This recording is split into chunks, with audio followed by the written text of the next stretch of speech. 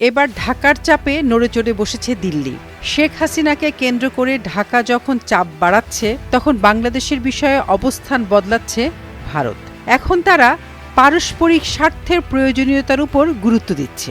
এটা বোঝাতে প্রথমবারের মতো ভারত ইংরেজিতে রেসিপ্রোসিটি শব্দটি ব্যবহার করেছে, যার অর্থ পারস্পরিক স্বার্থ আদান প্রদান। এমন খবরই প্রকাশ করেছে ভারতের অনলাইন দ্য প্রিন্ট।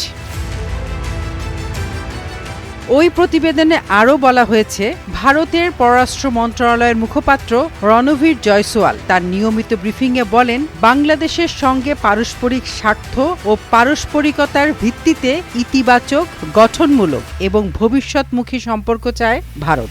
শেখ হাসিনার সংবাদ সম্মেলন নিয়ে আমাদের অবস্থান নতুন করে বলার প্রয়োজন নেই। প্রত্যর্পণের বিষয়ে আমাদের ধারাবাহিক অবস্থান হল, এ ধরনের অনুরোধ আমাদের প্রচলিত ও নির্ধারিত প্রক্রিয়ার অংশ হিসাবে পর্যালোচনা করা হচ্ছে।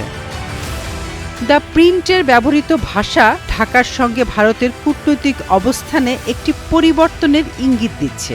বাংলাদেশ ভারত সম্পর্কের ক্ষেত্রে এই প্রথমবারের মতো পারস্পরিকতা শব্দটি ব্যবহার করা হয়েছে। এমন এক সময়ে ভারত এটি ব্যবহার করল যখন বাংলাদেশ নিজেই জোর দিয়ে বলছে যে দুই দেশের সম্পর্ক হতে হবে সার্বভৌম সমতা, পারস্পরিক সম্মান, একে অপরের অভ্যন্তরীণ বিষয়ে হস্তক্ষেপ না করা এবং জাতীয় মর্যাদার ভিত্তিতে। দুই প্রতিবেশী দেশের সম্পর্ক একটি উত্তেজনাপূর্ণ ও সংকটপূর্ণ সন্ধিক্ষণে রয়েছে।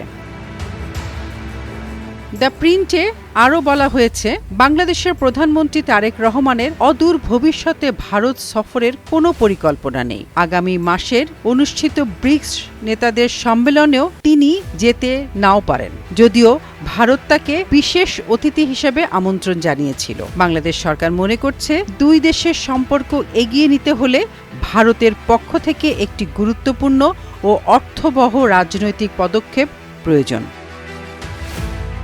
এর আগে রোববার বাংলাদেশের পররাষ্ট্র মন্ত্রণালয়ের মুখপাত্র AKM শহীদুল করিম যে বিবৃতি দিয়েছেন, তাতে বলা হয়েছে, তারেক রহমান ভারত সফরে যাওয়ার আগে শেখ হাসিনা ও অন্যান্য অভিযুক্ত ব্যক্তিকে প্রত্যর্পণ সহ কয়েকটি শর্ত পূরণ করতে হবে। বাংলাদেশের পররাষ্ট্র মন্ত্রণালয়ের ওই বক্তব্যের পর ঢাকার বর্তমান পরিস্থিতি সম্পর্কেও নয়াদিল্লির দৃষ্টিভঙ্গিতে কিছুটা পরিবর্তন এসেছে। বাংলাদেশ শুধু শেখ হাসিনা নয়, রাজনৈতিক কর্মী ওসমান হাদির হত্যাকাণ্ডে অভিযুক্ত খুনিদেরও প্রত্যর্পণ দাবি জানিয়েছে।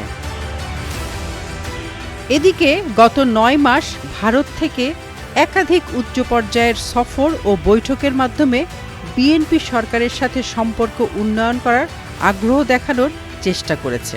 এসব উচ্চ পর্যায়ে যোগাযোগের একটি বড় উদ্দেশ্য ছিল ভারতের প্রধানমন্ত্রী নরেন্দ্র মোদী ও বাংলাদেশের প্রধানমন্ত্রী তারেক রহমানের মধ্যে সম্ভাব্য বৈঠকের জন্য একটি অনুকূল পরিবেশ তৈরি করা। ভারত এবছরের শুরুতেই তারেক রহমানকে রাষ্ট্রীয় সফরের আমন্ত্রণ জানিয়েছিল। পাশাপাশি ব্রিক্স সম্মেলনেও তাকে আমন্ত্রণ জানানো হয়েছে। তবে শেখ হাসিনার প্রত্যর্পণ সহ বিভিন্ন বিষয়ে ঢাকার অবস্থান এবং দিল্লির সাম্প্রতিক পারস্পরিকতার বার্তা এই দুই দেশের সম্পর্কের ভবিষ্যৎ গতিপথ এখন রাজনৈতিক আলোচনার দিকেই ঠেলে দিচ্ছে। লাবিন রহমান, নয়াদিগন্ত।